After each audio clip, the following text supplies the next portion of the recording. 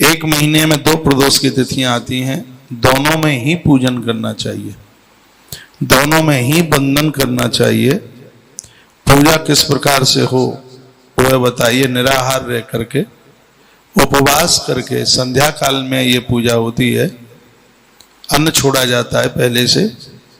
शुक्लांबर धरऊ धीरो बागत्यो ये नियमान्वता कृत संध्या जप विधि से पूजा समाचरित। रोज की तरह आप सुबह जो पूजा पाठ करते हैं, वो कहीं आप रोजाना शंकर जी का अभिषेक करते हैं, सोचा अब सुबह क्या अभिषेक करें, शाम को वो करेंगे ही प्रदोष में, तो ये दोनों सब एक ही संग हो जाएंगे। नित्य की पूजा छोड़ करके यदि कोई एकाकी पूजा को ग्रहण करना चाहता है तो उसका कोई पुण्य लाभ प्राप्त नहीं होता, उसको कोई फल नहीं होता। मान लिया जाए जन्माष्टमी पड़ी है और आप सुबह रोजाना भगवान कृष्ण को गोपाल को नहलाते हैं, आपने सोचा आज तो जन्माष्टमी है ही, रात को तो शंकर जी का, रात को तो कृष्ण का अभिषेक करेंगे ही, तो अभी अभिषेक करने की जरूरत क्या है? तो रात्रि के उस अभिषेक का कोई भी पुण्य प्राप्त नहीं होगा। यहाँ कुछ ऐसी बातें कही गई हैं। हर महीने में प्रदोष की 2 तिथियां आती हैं, शुक्ल पक्ष की और कृष्ण पक्ष की। दोनों पक्ष की इन तिथियों में व्रत किया जाता है। देवस्य प्रतासम्य गुप्लिप्त नवाम्बसा विधाई मंडलम रव्यम धौत वस्त्रादि विर्भुदु। धवल वस्त्र, ये मैंने पूर्व में बोला है, प्रदोष की पूजा में सफेद वस्त्र पहन करके पूजा होती है। गैया के गोबर से स्थान को लीपा जाता है, उस पर पटा बिछाया जाता है, उस पर भी सफेद वस्त्र बिछाया जाता है।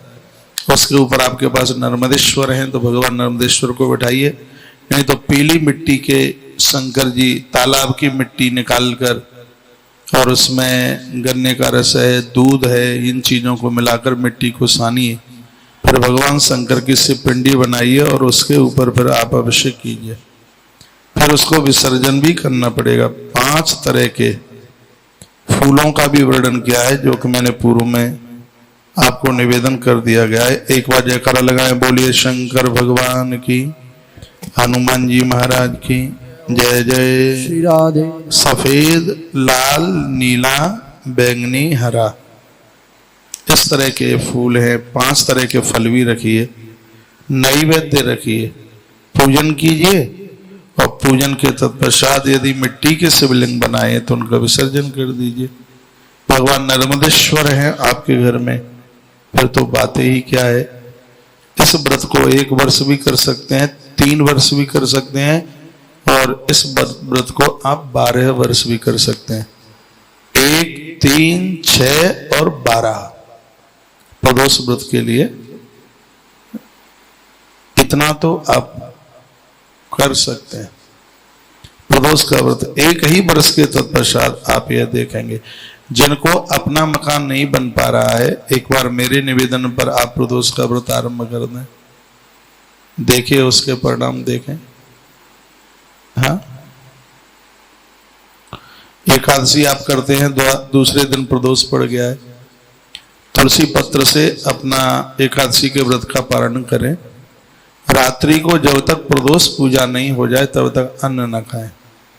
प्रदोष पूजा पूरी करने के तत्पश्चात फिर अन्न ग्रहण करिएगा, आनंद आ जाएगा। आप 1 आध वर्ष ही कर ले। जिन घरों में भूत प्रेत, लाए बलाए, सांप बिच्छू कांतर सब कुछ दिखाई देता है, घर में कलह होता है, झगड़ा होता है, बनती नहीं है, बहू के विवाह को कई बरसें हो गई हैं, संतान का जन्म नहीं हो पा रहा है, तो आज मैंने बड़ी प्रमुख बात आपके बीच में रखी हुई है।